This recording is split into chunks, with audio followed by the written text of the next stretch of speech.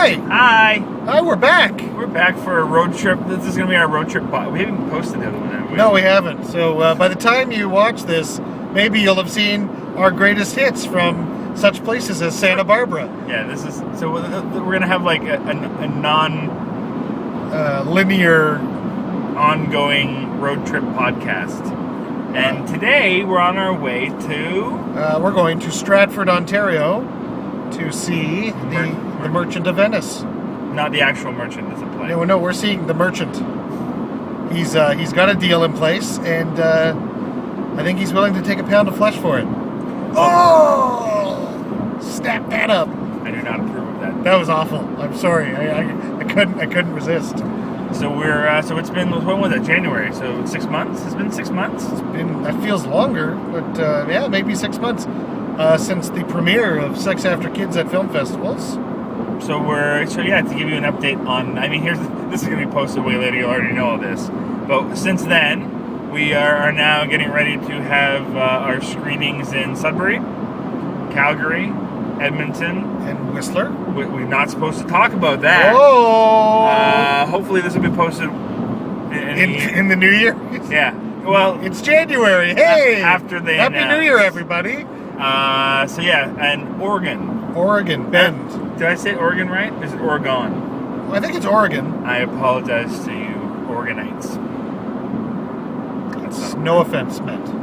So we're excited. So, and we've still got a whole bunch of festivals that we're still waiting to hear from. So, but we've got at least 6 really awesome festivals on our poster, which is, awesome. We are going to be released theatrically in Canada in February 2014. We have distribution in place for the United States. With Film Buff.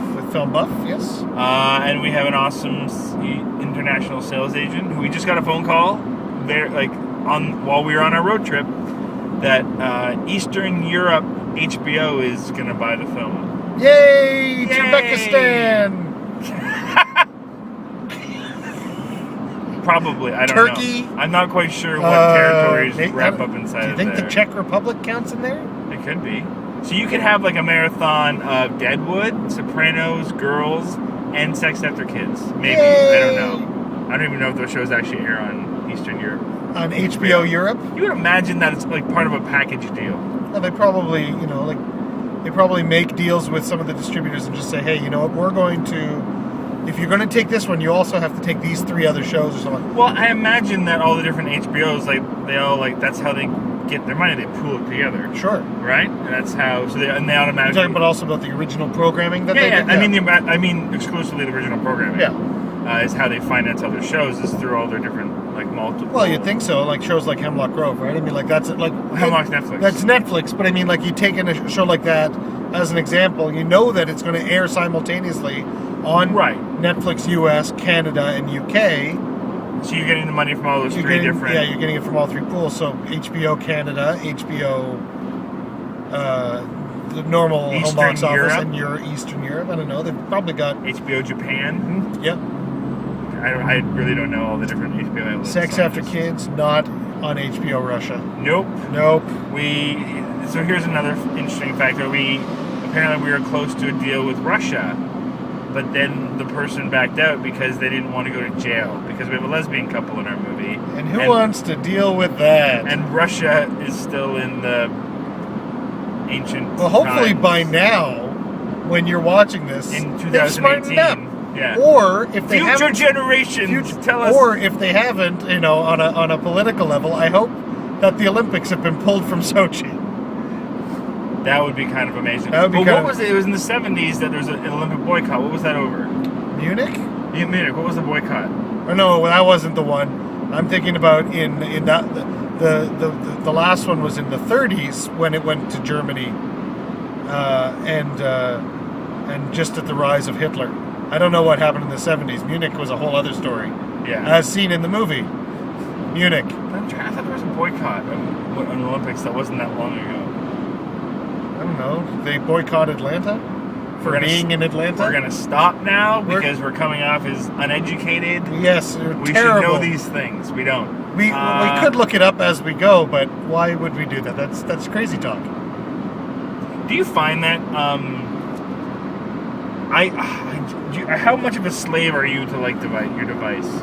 I find that I'm on it all the time, but I am, and I'm a slave to multiple devices too, because if I'm not checking email on my phone or texting or doing something, I usually have my iPad, and in which case I'm doing something on there. I've been having a conversation with him, and he just pulls out a game and like hits like 5 buttons and puts it away. Yeah, no, as we're talking, and it has nothing to do. Like I'm break. still in the zone. I can still be a part of the conversation, and yet I know that if I don't, collect those coins in that half hour, or feed his like his yaks. My yaks. He has a eunuch farm on Farmville. Yeah, Farmville. I haven't played Farmville in a long time. In at least a week. No, there's a couple of games that I like going back to because I like either the war games where you're building you build like a village. But at times they're not in real time, so it forces you to come back. Oh, the real time ones are awful. That's shitty. I would hate that. But also because I would be addicted to it. Yeah, of course. But then you're also screwed because it's also run by social connectivity. So you have your own game, but I play a game called I don't know, Battle Clans, something like that. It has to do with, creating a village. But then you have to join another clan in order to really get far ahead because you get like a castle that sits in the middle of your village. Okay. And you can get the other people in your clan to send you soldiers, which you can either use as extra soldiers when you attack or use as soldiers on your base to defend when you get attacked, when you're offline. And of course, you only get attacked when you're offline. So you need to be part of a clan. So if you just stay online all the time, you can never be attacked. That's right. On the other hand, but are you working? But is this something that like you're playing with other people? You're playing with other people. You're playing against other people. So it's not just cutting you off from society and forcing you to be a hermit. No. Okay. But this is a good thing. But it's a good thing. But then sometimes if you have inactivity for a while, based on the fact that you can't do anything, like for instance, it might take 3 or 4 days to upgrade like a cannon or an archer tower. Right. 3 or 4 real days, not just like game days. Fucking so assholes. It's Tuesday, and now you gotta wait till Friday before you have a level 9 something from a level 8 something. Oh, so it allows you to have a life in between playing the game. You would think so, except for the fact that if you're inactive during that time... It doesn't count it. No. It's not that it doesn't count it. The people in your clan, if you aren't active enough, they'll kick you out. Fucking nerds. And that happened to me. They're nerds. So I'm like, I'm playing the game, I show up, and I'm like, where did my clan go? They don't give you a reason. Sorry, we felt like kicking you out. Even though, like point-wise, I was pretty high. You had a mutiny because you went and took a shit for too long. That's right. Because you played with your kids. That's because I had time to spend with my wife and kids. Because you've got a life outside of Farmville. Do I? Galactica, whatever. You don't. But I'm just saying. Yeah. We're talking about this. Obviously, I don't. Fair enough. I'm not that bad. I was into like Second Life when it first came around. Second Life is a fun concept, but I don't think I could. Well, mind you, I mean, I liked the Civs, and the Civs was a good one too. Similar. The Sims? The Sims. Yeah. The Sims. Yeah. You said Civs. I did say the Sims because I also was a huge fan of Civilization. Oh, I recently just got into Civilization. What, you're playing 5? Yeah. Civ 5 is on. I got it on my laptop. I haven't played Civ 5 yet. I've been playing them on multiple versions of the computers I have over the years. So like I went through there was an article where a guy's been playing the same game for 40 years. The exact same game? Yeah. The same video game? No, it's a computer. It's on a computer. Oh, the same computer. He just goes in and upgrades the However the first Civilization is, that's how long he's been playing this game. Oh, interesting. He just keeps it going. Yeah. That's interesting. Because some of the Civs, you can only go so far before you win. You win. You've basically become, you've conquered space. Yeah. Now, Sid Meier also has a great game called, what is it called? Master of Orion, which is civilization in space. That's instead of different cities, it's different worlds. I kind of played a little bit of Warcraft in high school. But you played the original Warcraft, right? Yeah. Like with just like you had a village here, you had to build it up, you had to conquer the village over there. It's all top view, right? Yes, yeah. It was all top view. It's all top view. There's the one that's not top view? Well, that's World of Warcraft. Is that what that is? I don't know these things. Warcraft evolved. I know the game. It's like a first-person shooter. Yeah, basically, or a third person, like you're like shooting. Like you can see. I know Chris Holden Reed's a big Warcraft nerd. Interesting. Now, I love those original Warcrafts. Shout out to Chris Holden Reed. But that's what. Oh, I love you, Chris. You're a nerd too. Yeah. No, but that's what Warcraft evolved to. Like I had Warcraft 2, I had Warcraft 3. I was 3 was that? Well, we used to 3 play was the like, last one I think there was before it evolved into World of Warcraft, which became this. I know of World of Warcraft, new but I didn't know it was beast. like this entire. I know people are like crazy about it. Well, not to say. I mean, it's and there's versions of it, or there's different games that are similar to it. Like, do you ever watch like Big Bang Theory? Yes. So you walk, you have the opening shot, and all 4 of them are all sitting next to each other. Yeah. But they're all in their own clan and they're playing this game, which is likely World of Warcraft. Well, when they got their laptops. But here's the when I was in high school, we used to like bring our own computers over to somebody's house. Yeah. And you had to hook them all up, and we'd play like Warcraft all night. Yeah, that's pretty. And there was always that one fucker.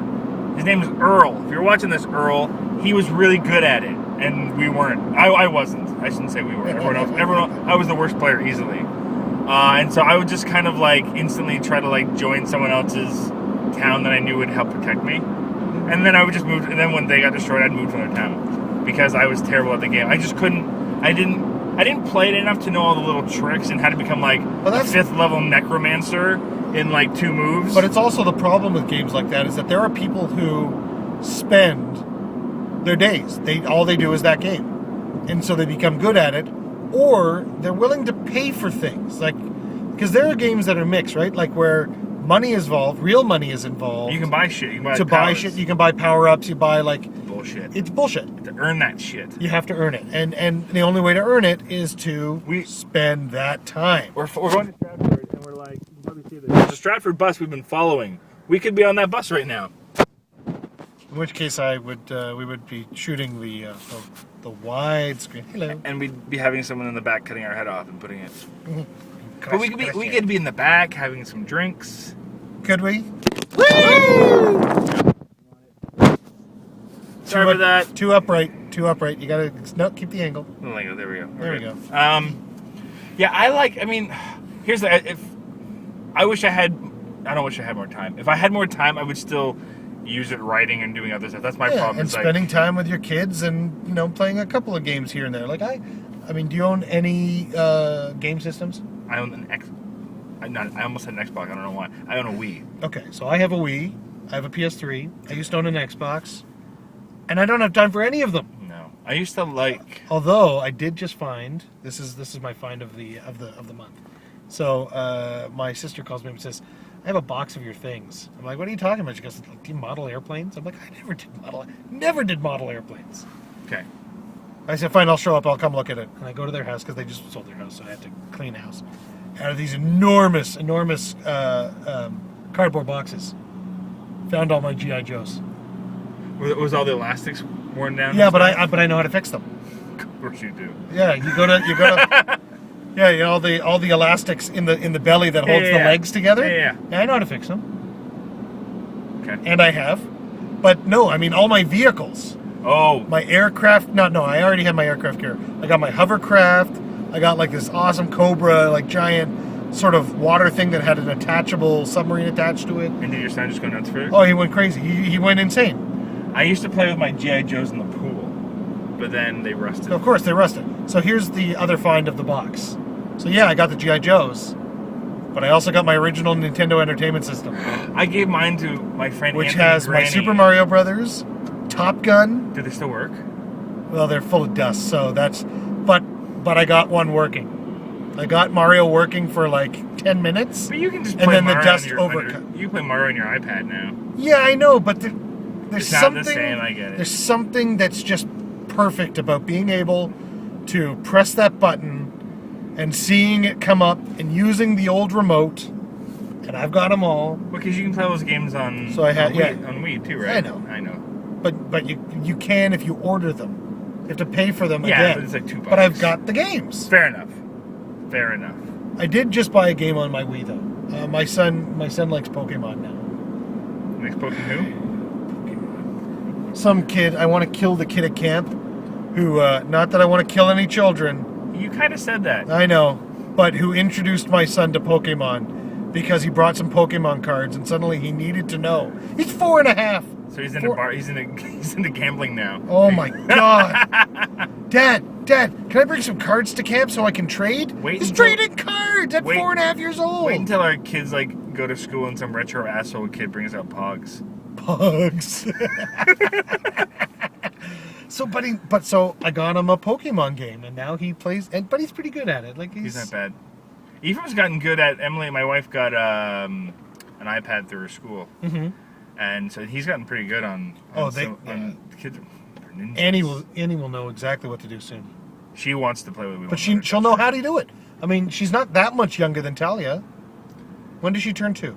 She'll be 2 in November. Yeah, so she'll and Talia's 3. I mean, she's kind of not interested, and we kind of just let that go. Which is okay. I'm even amazed she doesn't even go near the TV. She could care less about the TV being on. Talia learned how to because in order to distract her, like in restaurants and stuff while in Florida, we put like a whole bunch of like Dora and Diego episodes on it, and she knows how to turn it on, swipe, turn, change episodes, fast forward, rewind.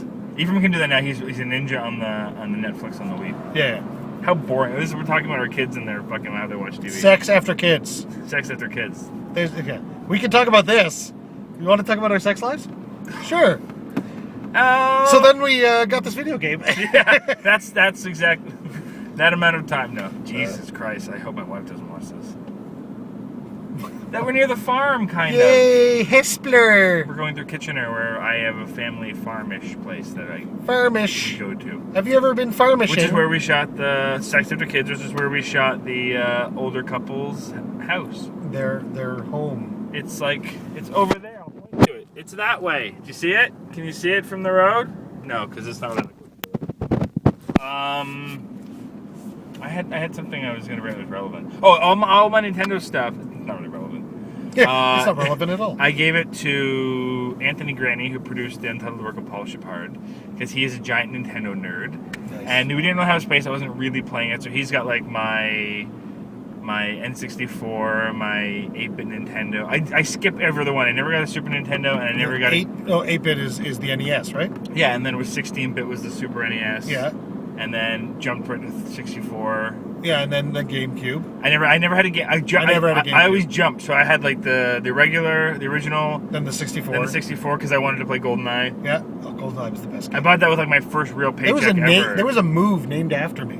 The Goldhar? The Goldhar. It was the one you just screwed everyone over? No. And I got to use it on different games. But there's a move in GoldenEye where my buddies would go, you get together with your friends and you drink, and then you play GoldenEye. Okay. So we'd have tournaments, GoldenEye tournaments. Yeah, we did too.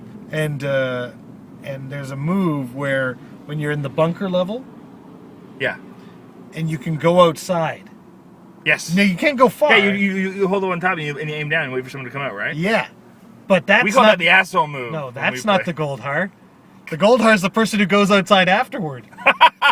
And then shoots the person on top? Yes. Nice. That's a nice move. You go out, so you learn to control. If you can control yourself well, you go out the door backwards and fire instantly.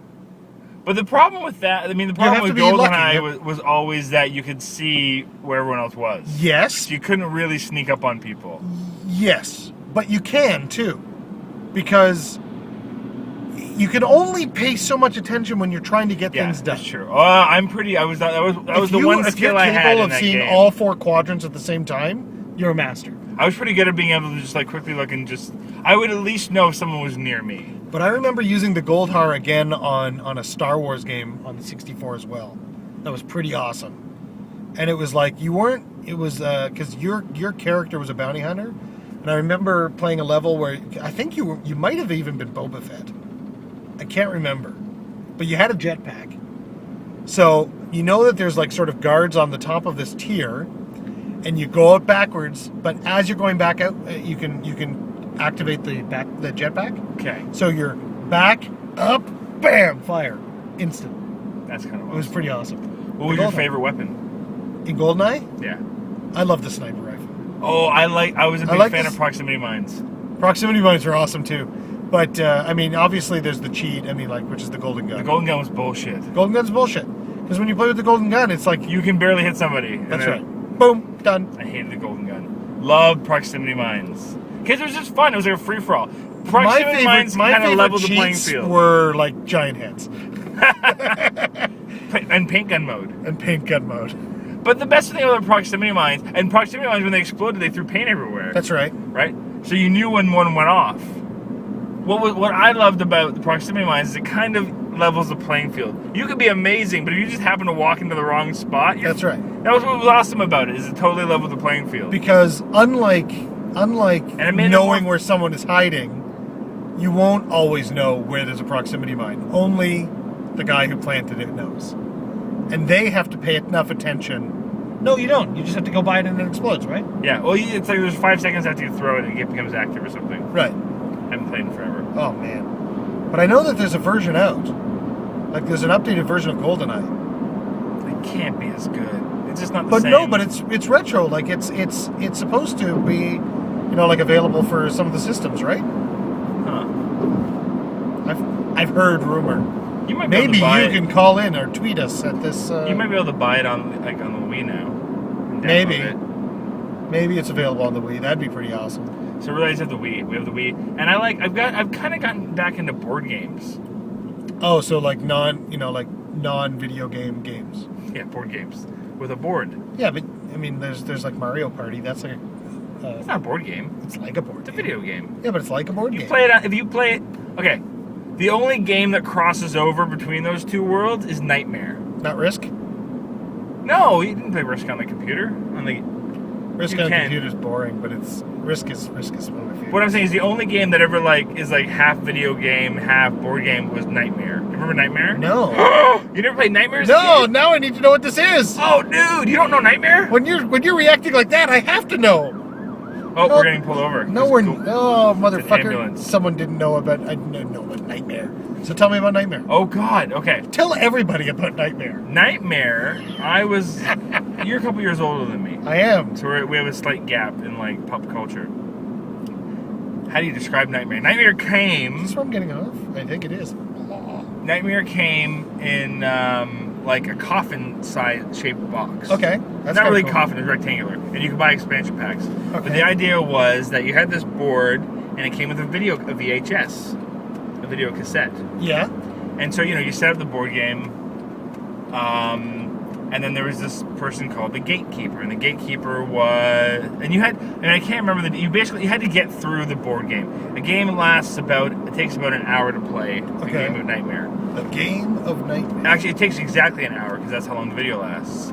And the idea is that you press play, and a timer comes up. And this gatekeeper comes on every now and then. He tries to scare you because he's creepy looking. He looks like a Grim Reaper. And he makes you Is do it almost stuff. like the Crypt Keeper from Tales from the Crypt? It's more like the Emperor from Star Wars. Okay. He's more like that guy. And so you would have all these different characters. One of you is a witch. You're a zombie. You're a mummy. All these different that's who you play as. And you had to get through this game.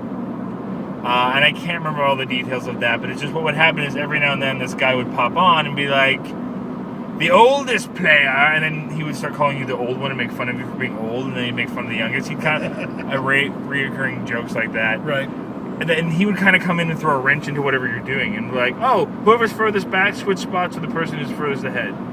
He'd do that kind of stuff just in the middle of the game, right? That's me. So it was good, but I mean the problem is this one tape. So it's you're playing. He's doing that over and over again, but at least the game's always slightly different because a different person's ahead, different person's that. But it's what time he's gonna pop up if you played it enough. Right. But what you can do is you can buy these expansion packs, and what it was each of the expansion packs. Now, is the expansion pack just another VHS? It was another VHS, but it was, and I think you had some different cards and stuff. But it was one of the characters. It was now led by the zombie. The zombie was there instead of the Crypt Keeper. Okay. Or the gatekeeper or whatever. Right. And so I think I don't know how many expansion packs they did, but it's they had one for every, there was a zombie one, there was a werewolf one, there was a witch one. And that was Nightmare. And Cool. I don't think we have it anymore. But it's hour-long game. It's an hour-long game. I mean, I think about that game now, though, and you look at with DVDs and stuff, I'm you could have multiple games. You could have it so that the player could, it could be a different game on the video every time. It wouldn't just have to be one continuous thing that was the same every time. It could, kind of randomize it, I'm sure. With a DVD or more like a CD-ROM? Well, DVD, which could actually activate. I don't. DVD plays. I Or mean, I guess. Blu-ray. I mean, maybe a Blu-ray. Where I mean, like, can they make it so that it randomizes it? I don't think you can. Or you could at least have it that there's like 8 Almost like different- a shuffle mode. a shuffle mode where there's like 8 different games on there and you pick random, so you don't know which one's going to come up. I'm gonna play number 1 today. Oh, we played 1 2 weeks ago. Smarter people than us could figure this out. Yeah, that's what they do for a living. Yeah. Maybe Anyway. we have just inspired them to do it. Though. So if you're watching this and you wanna- and you play Nightmare, like throw me a little tweet and let me know. Sweet. Because I can't believe you never heard of Nightmare. I might have seen it. I just never played it. I just, this is what it is. Like whatever was you were into when you were a kid, Sure. you assume everyone was into. And no, fair enough. But how old were you when you were playing this? 8 or 9? Oh, okay. I can't remember. All right. So that puts me in my not early teens. It was like but right around the time that I probably discovered like Goonies. Love the Goonies. I had a great, when I say great, relative. Okay, so one of my first computers was an Apple IIe clone. Tell your story after. And we had a version of the Goonies video game on my computer. So this is the you can't even say 2-color computer. It's a computer game because it's really just a 1 color, but you had a choice. It was either green or orange with the press of a button. But Goonies had a game, and it was like a 2D like a level playing game. But I couldn't play it. It's like the game. You got the game, but it's not like it really came with any proper instructions. In some ways, it's almost like it's like those games where you like those puzzle games, like Leisure Suit Larry, or any of the one, or any of the even the like Douglas Adams, like his Starship Titanic, where it's not that you need to know how to play the game, but you do need to understand how to play that kind of game. You have to know how to ask the right questions, or you need to know just instinctively that you need to like. We're gonna crash. We're not going to crash into anything, or maybe we will. This is what I'm. That giant thing. Stratford, Ontario, where the traffic got a little bit heavier, but we're just going to sneak in here behind this red car. Hello. So it's like, Goonies was always very difficult, and it took me the longest time to figure it out. And then one day, near the end of my use of this computer, was when I finally figured out how to get past the second level. And I mean, like, the level's on the screen. You can see the level, the whole level. But was it designed so that you couldn't really beat it that easily? Oh, come on. I mean, it can't be that difficult. I'm just retarded. Well, what's your favorite board game? Do you play board games at all? I love Risk. Risk was always my favorite. We used to play board. Risk like all night long. Yeah. Well, I mean, we had weekends where we would go to a friend's cottage, and so we'd bring a couple of cases of beer, probably a lot of weed, and Risk. And in order to facilitate the length and size of the games we played, we added a 4th piece. So you know how you have the soldier to represent 1 army, the horse to represent 5, and the cannon to represent 10. Yeah, you need one to represent like 50 or something, or 25. We had bottle caps to represent 50. Beer bottles? Beer bottles. It was the only way. Someone had a Kickstarter in Indiegogo that was like Settlers of Catan, like custom pieces. Okay. They looked pretty cool. That's pretty Anyway, awesome. But The Risk was a favorite. And I like Diplomacy, which is similar. where'd you start? Where was your... No, let's stay on Risk. Okay, Risk. Where was your, like... Well, Australia, right? you have to. Australia's the best. Because... You're in the corner, Yeah. so you can protect all your borders. Although, when you start branching out, you've got an extra layer of protection. That's right. Although, if you had Alaska and Kamchatka, that was a good one to hold too. It's 'Cause a you nice could- it's secondary. Yeah, no, Australia's But you still the want better one because you Australia. want the one that only has 1 entrance and 4 properties. Yeah, sure. But I mean, that's Everyone thinks America. if wishes were horses. It's like. You don't want America and Risk. Although South America's okay. It's not bad, but America, there's like 5 entrances. Well, that's what I'm saying. South America's okay It's not so bad. because it's 2. You have the boat lane from Brazil, and you have North America. Did you see the one Or where I don't know if it was Risk? I think it was Risk, where it was like Risk in the future, and in Canada was essentially broken into like 2 provinces. Oh, that's it was funny. like Alberta and Ontario. I have Quebec. I think Quebec won. I think it was Alberta and Quebec. I have multiple versions of Risk. I have a Star Wars Risk, but it's like an episode 1 version. That's unfortunate. Yeah, well, someone bought it for me, but I've never actually properly played it.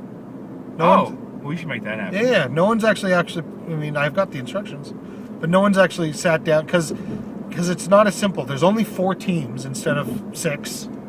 But you can play as 2-player, right? And you can play 2-player, and 2-player controls because you've either got the Republic or The Alliance. the Alliance.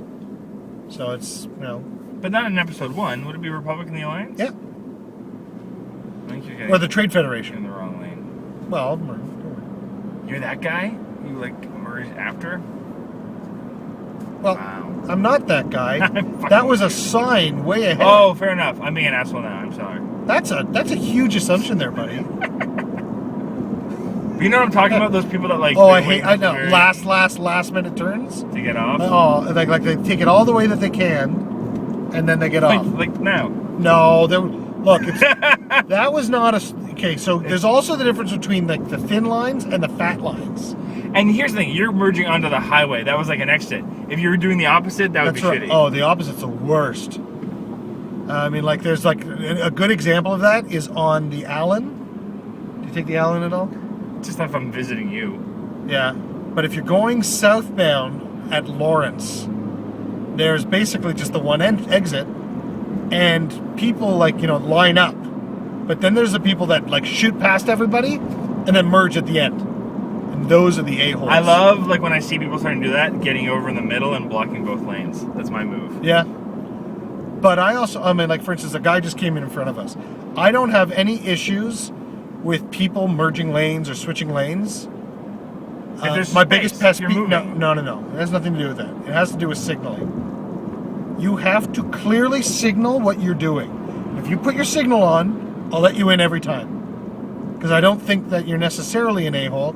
Maybe you've got a place to go. But those who just assume that you know that you're getting in there, those drive me the craziest. Like it's like, oh, I'm just going to turn into your lane. I'm going to go in front of you. How am I supposed to know you're doing that? You didn't give me a signal. It's like rape. It's with like cars. rape. Don't be a car rapist. Or traffic rapist. Traffic rapist. Not to be confused with drug traffickers who rape. A different thing. Big different thing. Back to games? Back to games. So what was your... So obviously we agree on Australia. So what's your second favorite board game? I never said Risk was my favorite. Okay, what's your favorite board game? There's a Target. I don't know if I have a lot of favorites. Like I don't know if I have a favorite, but it's like I love, and this is like the sole reason I had children. I mean, I love them for many other reasons, but it's like to get like a steady, constant board game night in my house. And I know I'll get a steady few years in before they become too cool for it. But it's gonna be the sweet spot where I got them. But it's like I love like. There's this awesome nerdy game called Agricola. Agricola? Okay. Yeah, it's a German game. It's basically you just build a farm. Right. You build a farm, and it's like, and different things you do. Like you have like a plot of land with so many spaces, and the whole point is like you have to turn these spaces into whatever. It's either more house or field or pasture. Okay. And depending how you do it, you get different points for different things. Okay. And so at the end of like 14 rounds, I think you total up all of your points, and whoever has the most points based on how they built their farm wins. But as you're going along, for every, you can add, there's all these different moves you can do. You can build fences, or you can build like a pasture, and so for each member of your family you have, on each turn you get that many moves. So if you have 3 family members, you get to do 3 actions on each move. If you only have 1, you only do 1. So you want to build your family, but the problem is that at the end of each round, you have to feed your family. And the more people you have, the more stuff you have. So it's a balance. And if you don't feed your family, there's huge penalties. So you've got to like grow at a steady rate, but also it's just, so it's a good, I like big strategy games. So Agricola is a good one. There's this awesome super. Have you introduced your son to any of these games yet? Ephraim can kind of play Agricola now. Okay. Enough. Like he's kind I of mean, 'cause getting board it. games are, Board games are hard. I mean, like, if Strategy there are games- very simple games, but Strategy games are tough because you've got to, and especially at a young age. I mean, like he's 4, right? we play a very Evan's stripped 4 down and a version. half, and he's like, it's so. There's some good games for that age group. Like we play a very stripped down version of Agricola, but it's like Ephraim is big into Clue. Okay. We have like Clue Junior. Evan likes Monopoly. He doesn't understand. It's the Jewish thing. Maybe. Do you have the new one that has like the debit controller? No. There's new ones that everyone gets a debit card and you just plug it in the machine and then you like tell it how much money you're transferring over to somebody else. Instead of using the cash. There's no cash, and so what it is? Cashless Monopoly. It's cashless. You get debit cards, and you plug it in, and you type in how much that you get at the beginning of the game, and then say you have to pay me $100 and whatever dollars. You plug your into like the in slot. I plug Of mine into yours. the house, and you transfer that money from your card to my card. That's cool. We don't have that. We were at a cottage up north, and that was the Monopoly they had. Oh, I like that. And at first I was like, the money was cool, but it's like then I played it again with the money. After I was like, fuck, this takes forever. Yeah, and it's just messy. Yeah. And there's so many bits. And if people trust you to be the banker, you can cheat. I also really have Star Wars easily. Monopoly. I have Star Wars Monopoly. Episode 1. I have like the vintage one. Oh, you're luckier. I got it when I was in high school. So what are the games? So But it's I do like the board that it comes with because there's like a plastic border that slides onto the board, and then the cards fit into the slide. So like when you're getting your properties, you just take it out. Oh, fun! Yeah, that's fun. And there's also a slot for the houses to snap into, so that they so if someone stand. bumps the board, it doesn't That's right. destroy it. So I mean, definitely. I mean, other than the fact that again. I react that way saying episode 1 stuff because, well, those movies. They made so much money on the market of that movie, Oh, and man. then after it came out and everyone hated it, it dwindled. There's another game called the Farming Game. You like farming games? You know what? Because they're all strategy based. Okay. They're well, very, very heavily strategy based. And the farming did game. you grow enough wheat this month? Well, it's like, but it's also the farming game is amazing because it's kind of like Monopoly. There's like you go around, you don't buy properties, but you go around it, and You go around the acquire borders. acreage. Yeah, you have to. It's same thing. You kind of build your farm, but it's like there's different seasons. There's like a wheat season. There's like a Wheat season. fruit season. Wheat. So it's like you gotta. But it's also like real farming where, and then all of a sudden you draw a card where it's like tractor broke down, lose 50 grand. It's like, but I just got ahead. It's like it's really punishing. It's a really hard game, and that's why I like it. Just like farming. It's super harsh, and that's why I like it. I like games that are really, really That has some really strong. rules. I respect a game that can but it's also great because it can flip the tables for someone doing really well. Instantly, you're in last place. It's I just love gonna games. Fuck you up. I love games that can do major reversals. There's a really great game that's a spin-off of Settlers of Catan. Have you ever played Settlers of Catan? I know it, but I've never played. Okay, there's a spin-off called Trails to Rails or something like that. That's far superior, and that game is so amazing because the way it's designed is you can only move ahead so far in the game until other people move ahead. That's so cool. you can only be so far ahead of everyone else, and so the reversals are really, really common. And literally depending on the roll of the dice, you could become in huge trouble. It's a great game. Super nerdy. What's your favorite games? Tweet us. Favorite game. Games. Hashtag. So I mean, we're almost in Stratford. So we can stop talking. We've just nerded out about nerdy stuff. Things that we did after sex. Sex with sex. After we had kids, we just played After we video had kids, games. we played games and board games and. I want to play the Walking Dead board game desperately. Really, like It's supposed to be quite good. Okay. Because when you die, you're not out of the game. You become a zombie, and you have to try to attack everyone else that's still alive. Interesting. So really, but at that point, still the only winner is the last person alive. I guess. But you still got to play. You're still an active part of it, and you can fuck over other people. Yeah. So it's like, say you're playing with... Unlike poker, where you can like... When you're out, you're out. When you're out, you're out. But it's like, but say you're playing with like 5 people, and one person's being a dick, and they're way ahead, and then 2 people die, and it's like, we're taking them out. You can kind of team up on somebody that you want to... You kind of even the score. That's kind of neat. But and from what I've heard, it's also the kind of game like you have so many resources, but all of a sudden you can flip a card where it's like everyone stole your food. It's like you died. Oh, It can happen like that. that sounds neat. And instantly it's like, what do you mean I'm out? It's like, but I have everything. I was the leader. It's like, sorry, somebody came along and bit you. Fucking You life tripped on sucks. a rake. Yeah, tripped on a rake. Yeah. You stepped on a rake and hit you in the head. It knocked you out, and you got eaten. Yeah, that's it. It's like, but what? It's like, welcome to the apocalypse. This shit happens. So here's your 20 die, your 20-sided die. You rolled a 2. I don't think that. I know. I'm sure it's not an RPG. So, although I did so we just did a huge purge of my basement. Yeah.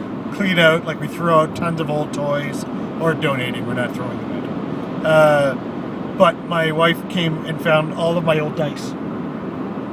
I was never a D&D guy. Well, I never played D&D, but I was an RPG guy. So I played TMNT was one of my big ones. Teenage Mutant Ninja Turtles. I didn't even know. That's amazing. Yeah. I played that with like friends in like the forest. You just played at a table. Yeah, but it's an RPG, so you create your own character. You create your own mutated animal. Oh, okay. So, like the team, like it's funny. Like I have a buddy who's a music video director. Okay. Who's a big guy, but in junior high, he was a polar bear and I was a Wolverine. You know, and nowadays it's like, you know, we have lives, so to speak. And do you still call each other polar bear? No, but I tweeted him the other day. I said, "Hey, remember when we did this?" And he says, "Yeah, you're a geek." I'm like, "I know." It's pretty awesome. But we had a great group of friends who, because it's funny, like we were nerds, but we were not. Like we weren't shunned. We weren't like a group of friends who couldn't associate with the cool group or the not. You know what I mean? Like Yeah. we had a good group of guys who were willing to play these games on our own time, but still had lots of time to socialize, go to parties, do those things, and not get looked at strange. Like we were just friends with everybody. We were very lucky in that sense that was the crowd we got raised in. Yeah. You know, and we had older siblings who were in different crowds too, and so in some ways we were sort of protected too, because we had friends who were in the cool group, but in their own cool group, because they were also social misfits of some way, because they were more like the rockers than they were the jocks. Right. And that was sort of our group. With a lot of weed. As it is. Alright, so sign off. Signing off. This I'm being is bad and texting him. Sex After Kids Podcast 2 with Ryan Goldberg. And German 1.